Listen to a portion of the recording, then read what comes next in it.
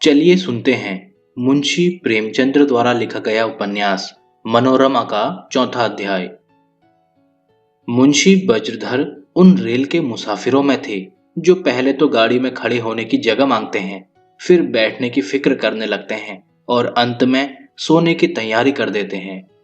चक्रधर एक बड़ी रियासत के दीवान की लड़की को पढ़ाए और वह इस स्वर्ण संयोग से लाभ न उठाए, यह क्यों कर हो सकता था। दीवान साहब को सलाम करने आने जाने लगे। बातें करने में तो निपुण थे ही, दो ही चार मुलाकातों में उनका सिक्का जम गया। इस परिचय ने शीघ्र ही मित्रता का रूप धारण किया। एक दिन दीवान साहब के साथ वह रानी जगदीशपुर के दरबार में जा पहुंचे और ऐसी लच्छेदार बातें की, अपनी तहसीलदारी की ऐसी जीट उड़ाई कि रानी जी मुग्ध हो गई। सोचा इस आदमी को रख लूं तो इलाके की आमदनी बढ़ जाए। ठाकुर साहब से सलाह की। यहां तो पहले ही से सारी बातें सधी बधी थी। ठाकुर साहब ने रंग और भी चोखा कर दिया। दूसरी ही सलामी में मुंशी जी को 25 रुपए मासिक की तहसीलदारी मिल गई। मुंह मांगी मुराद पूरी हुई। सवारी के लिए घोड़ा भी मिल गया। सोने में सुहागा हो गया। अब मुंशी जी की पांचों अंगुली घी में थी। जहां महीने में एक बार भी महफिल न जमने पाती थी, वहां अब 30 दिन जमघट होने लगा। इतने बड़े अहलकार के लिए शराब की क्या कमी। कभी इलाके पर चुपके से 10-20 बोतलें खिंचका लेते, कभी शहर के किसी कलवार पर धौंस जमाकर 2-4 बोतल ऐंठ लेते। बिना हर्र फिटकरी रंग चोखा हो जाता था। एक नौकर भी रख लिया और ठाकुर साहब के घर से 2-4 कुर्सियां उठवा लाए। उनके हौसले बहुत ऊंचे न थे, केवल एक भले आदमी की भांति जीवन व्यतीत करना चाहते थे। इस नौकरी ने उनके हौसले को बहुत कुछ पूरा कर दिया, लेकिन यह जानते थे कि इस नौकरी का कोई ठिकाना नहीं। रईसों का मिजाज एक सा नहीं रहता।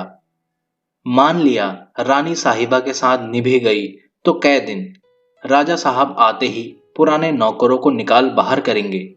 जब दीवान साहब ही न रहेंगे तो मेरी क्या हस्ती। इसलिए उन्होंने पहले से ही नए राजा साहब के यहाँ आना जाना शुरू कर दिया था। इनका नाम ठाकुर विशाल सिंह था। रानी साहिबा के चचेरे देवर होते थे। उनके दादा 2 भाई थे। बड़े भाई रियासत के मालिक थे। उन्हीं के वंशजों ने 2 पीढ़ियों तक राज्य का आनंद भोगा था।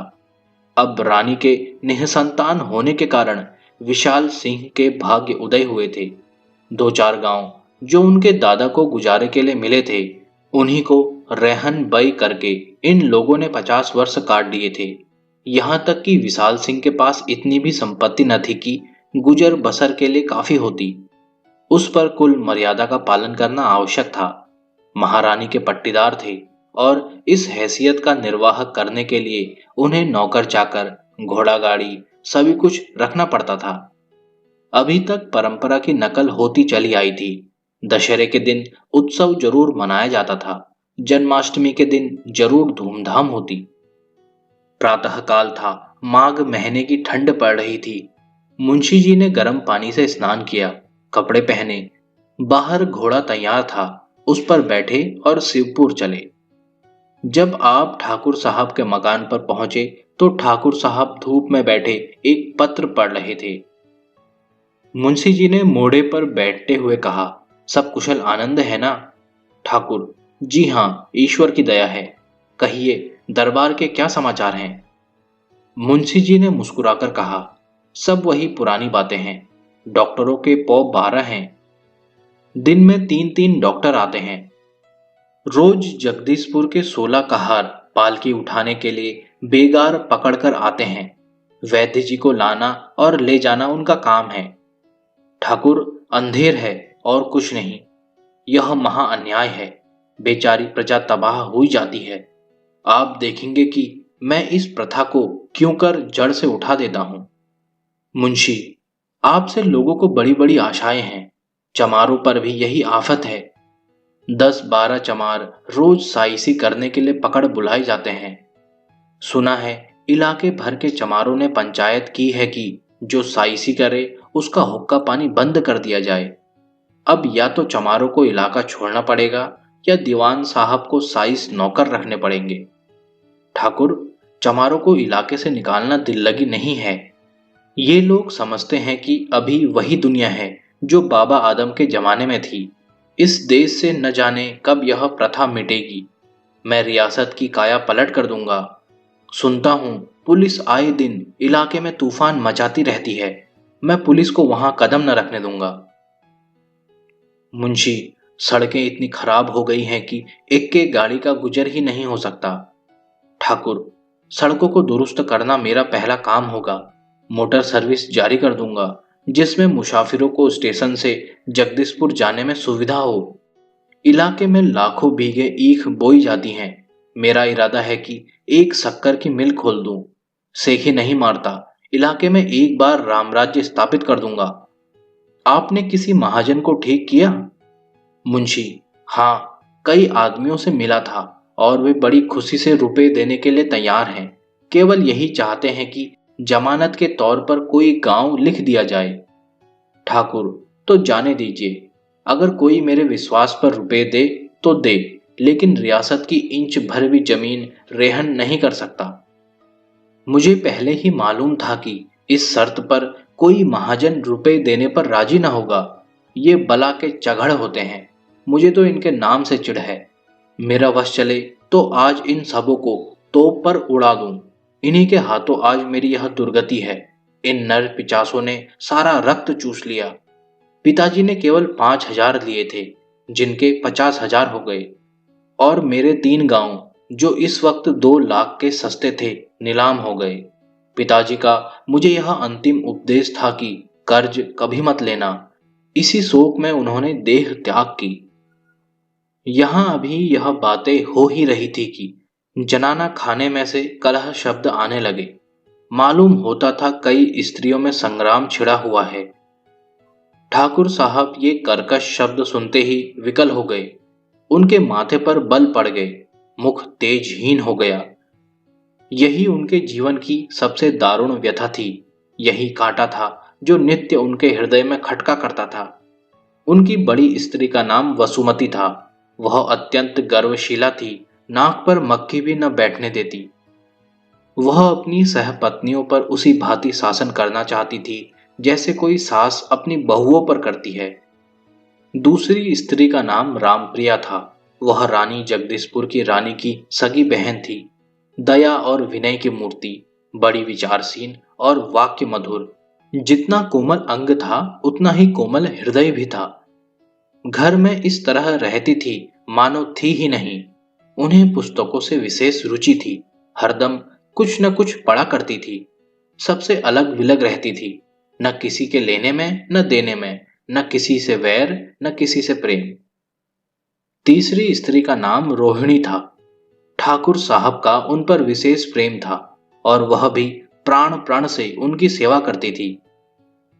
इनमें प्रेम की मात्रा अधिक थी या माया की, इसका निर्णय करना कठिन था।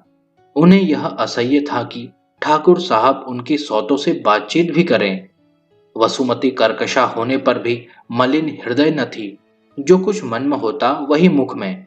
रोहिणी द्वेष को पालती थी जैसे चिड़िया अपने अंडे को सेती है। ठाकुर साहब ने अंदर जाकर वसुमती से कहा, तुम घर में रहने दोगी या नहीं? जरा भी शर्म लिहाज नहीं। जब देखो संग्राम मचा रहता है। सुनते सुनते कलेजे में नासुर पड़ गए। वसुमती, कर्म तो तुमने किए हैं, भोगेगा कौन? ठाकुर, तो जहर दे दो। जला जला कर मारने से क्या फायदा? वसुमती, क्या वह महारानी लड़ने के लिए कम थी कि तुम उनका पक्ष लेकर आ दौड़े? रोहिणी, आप चाहती हैं कि मैं कान पकड़कर उठाऊं या बैठाऊं, तो यहां कुछ आपके गांव में नहीं बसी हूं। ठाकुर, आखिर कुछ मालूम भी तो हो, क्या बात हुई? रोहिणी, वही हुई जो रोज होती है। मैंने हिरिया से कहा, जरा मेरे सिर में तेल डाल दे। मालकिन ने उसे तेल डालते हुए देखा तो आग हो गई। तलवार खींचे हुए आ पहुंची और उसका हाथ पकड़कर खींच ले गई। आज आप निश्चय कर दीजिए कि हिरिया उन्हीं की लौंडी है या मेरी भी। वसुमती, वह क्या निश्चय करेंगे? निश्चय मैं करूंगी। हिरिया मेरे साथ मेरे नौहर से आई है और मेरी लौंडी है। किसी दूसरे का उस पर कोई दावा नहीं है। रोहिणी, सुना आपने? हिरिया पर किसी का दावा नहीं है, वह अकेली उन्हीं की लौंडी है। ठाकुर, हिरिया इस घर में रहेगी तो उसे सबका काम करना पड़ेगा। वसुमती यह सुनकर जल उठी, नागिन की भांति फुफकार कर बोली, इस वक्त तो आपने चहेती रानी की ऐसी डिग्री कर दी मानो यहां उन्हीं का राज्य है। ऐसे ही न्यायशील होते तो संतान का मुंह देखने को न तरसते। ठाकुर साहब को ये शब्द बाण से लगे, कुछ जवाब न दिया। बाहर आकर कई मिनट तक मर्माहत दशा में बैठे रहे। बसुमती इतनी मुंहफट है, यह उन्हें आज मालूम हुआ। ताना ही देना था तो और कोई लगती हुई बात कह देती। यह तो कठोर से कठोर आघात है जो वह कर सकती थी। ऐसी स्त्री का मुंह न देखना चाहिए। सहसा उन्हें एक बात सूझी। मुंशी जी से बोले, यदि आप यहाँ के किसी विद्वान ज्योतिषी से परिचित हों तो कृपा करके उन्हें मेरे यहाँ भेज दीजिए। मुझे एक विषय में उनसे कुछ पूछना है।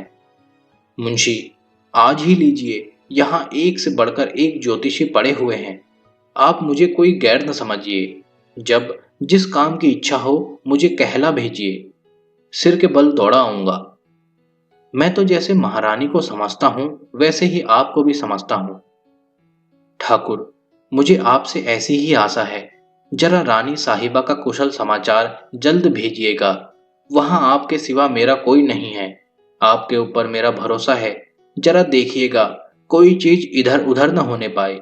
यार लोग नौच खसोट न शुरू कर दें। मुंशी, आप इससे निश्चिंत रहें, मैं देखभाल करता रहूंगा। ठाकुर, हो सके तो जरा यह भी पता लगाइएगा कि रानी ने कहां कहां से कितने रुपए कर्ज लिए हैं। मुंशी, समझ गया, यह तो सहज में ही मालूम हो सकता है। ठाकुर, जरा इसका भी तो पता लगाइएगा कि आजकल उनका भोजन कौन बनाता है। वज्रधर ने ठाकुर साहब के मन का भाव ताड़कर दृढ़ता से कहा, महाराज क्षमा कीजिएगा, मैं आपका सेवक हूं, पर रानी जी का भी सेवक हूं, उनका शत्रु नहीं हूं। आप और वह दोनों सिंह और सिंहनी की भांति लड़ सकते हैं। मैं गीदड़ की भांति अपने स्वार्थ के लिए बीच में कूदना अपमानजनक समझता हूं। मैं वहां तक तो सहर्ष आपकी सेवा कर सकता हूं जहां तक कि रानी जी का अहित न हो। मैं तो दोनों ही द्वारों का भिक्षुक हूं। ठाकुर साहब दिल में शरमाए, पर इसके साथ मुंशी जी पर उनका विश्वास और भी दृढ़ हो गया। बात मानते हुए बोले, नहीं नहीं, मेरा मतलब आपने गलत समझा। छी छी, मैं इतना नीच नहीं। ठाकुर साहब ने बात तो बनाई, पर उन्हें स्वयं ज्ञात हो गया कि बात बनी नहीं। अपनी झेप मिटाने को वह समाचार पत्र देखने लगे। इतने में हिरिया ने आकर मुंशी जी से कहा, बाबा, मालकिन ने कहा है कि आप जाने लगे तो मुझसे मिल लीजिएगा। ठाकुर साहब ने गरज कर कहा, ऐसी क्या बात है जिसको कहने की इतनी जल्दी है? इन बेचारों को देर हो रही है। कुछ निठल्ले थोड़ी ही हैं कि बैठे बैठे औरतों का रोना सुना करें। जा अंदर बैठ। यह कहकर ठाकुर साहब उठ खड़े हुए, मानो मुंशी जी को विदा कर रहे हैं। वह वसुमती को उनसे बातें करने का अवसर न देना चाहते थे। मुंशी जी को भी अब विवश होकर विदा मांगनी पड़ी। मुंशी जी यहां से चले तो उनके मन में यह शंका समाई हुई थी कि ठाकुर साहब कहीं मुझसे नाराज तो नहीं हो गई। हाँ, इतना संतोष था कि मैंने कोई बुरा काम नहीं किया। इस विचार से मुंशी जी और अकड़कर घोड़े पर बैठ गए। वह इतने खुश थे मानो हवा में उड़ रहे हैं। उनकी आत्मा कभी इतनी गौरव से उन्मत्त न हुई थी। चिंताओं को कभी उन्होंने इतना तुच्छ न समझा था।